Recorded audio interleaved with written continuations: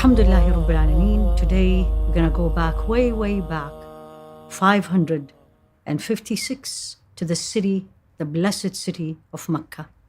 A woman was born by the name of Khadija. And why we are mentioning her now, more than 1500 years later. There's something special about her. In fact, more than one special thing about her that we all need, men and women, to look into deep and see what made her a builder of a nation. Interestingly, as a woman, we don't even know how she looks like, how tall, skin color, what was her hair looks like. But we all know the following. In all the books will tell you that. She was a businesswoman. She was a woman of honor. She was a woman of her word, support, and character. And her life started even before she married the Rasul alayhi salatu wasalam. She was married before, she had children, but she was widowed. Many men really wanted to marry her. Noble, wealthy, businesswoman, very unique lineage, but she declined. However, after she dealt with the Rasul alayhi salatu wasalam, in the famous history, a story where she used him to take care of her business, and when he came back, and after they dealt, or he and she dealt with business, she came to know him. And now she decided she wanted to marry this man for only one reason. And there is way many reasons to marry Rasul alayhi salatu wasalam. But for her at that time was a noble man, a trustworthy man. And he was not rich, alayhi salatu wasalam. Then another obstacle, she was older than him. But for her was not an issue, and for sure for him was not an issue. The only issue he had, that she is rich and she may not want him. But she did. And in fact, she sent someone to him and saying, why are you not married yet? And honesty. And he said, I just can't afford it. And she said, how about if we'll get you someone who will not worry about the money or the cost, if you want to use the word. And he said, I have no problem with that. Who is she? And then she told him to Sayyidah Khadija, and he married her, alayhi salatu wassalam. He was 25-year-old.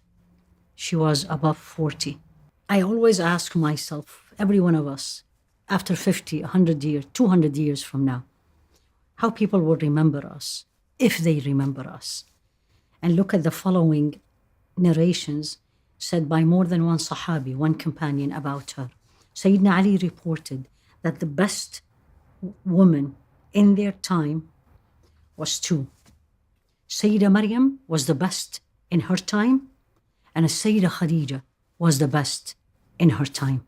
Not only in dunya, but in akhirah.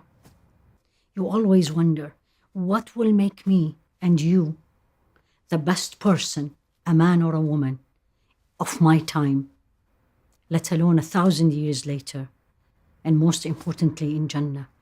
There has to be something special that makes me that special.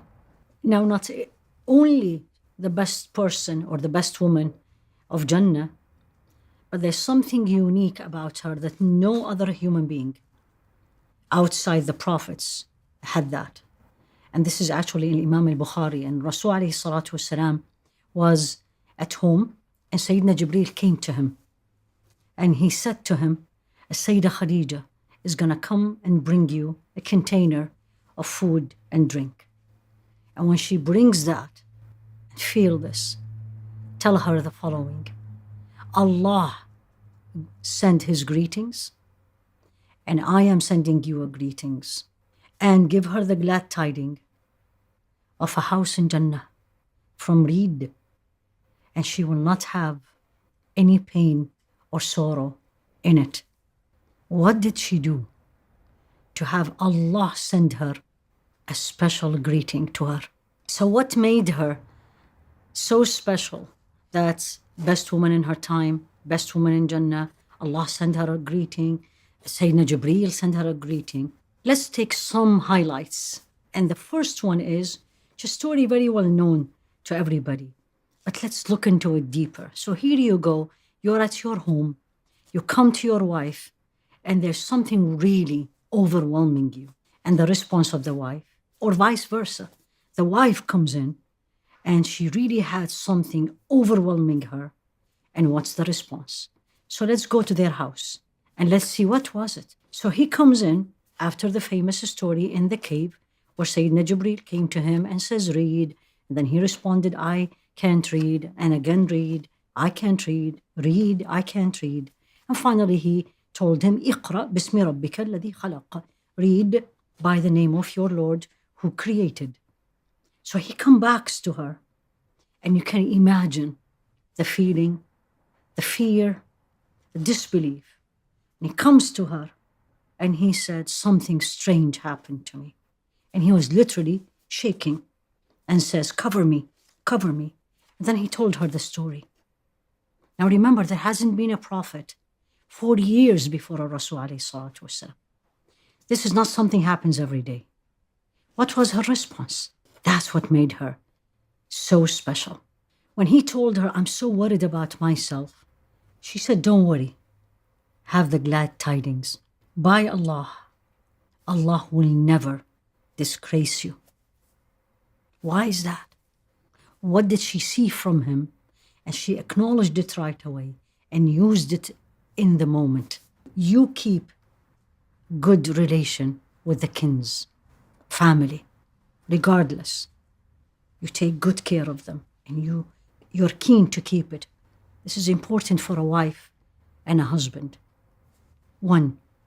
Number 2, you're always there when people need you, especially the needy. Number 3, you speak the truth. She acknowledged it. It's extremely important to acknowledge the positives of people, to give them the support. You serve the guest generously. It's all support. The uniqueness about her, to build a nation, to be a builder, to bring positive influence. You need to be positive and bring the positive from people. As we journey through the life of the supporter of Rasul alayhi salatu wasalam, we'll continue tomorrow, inshallah.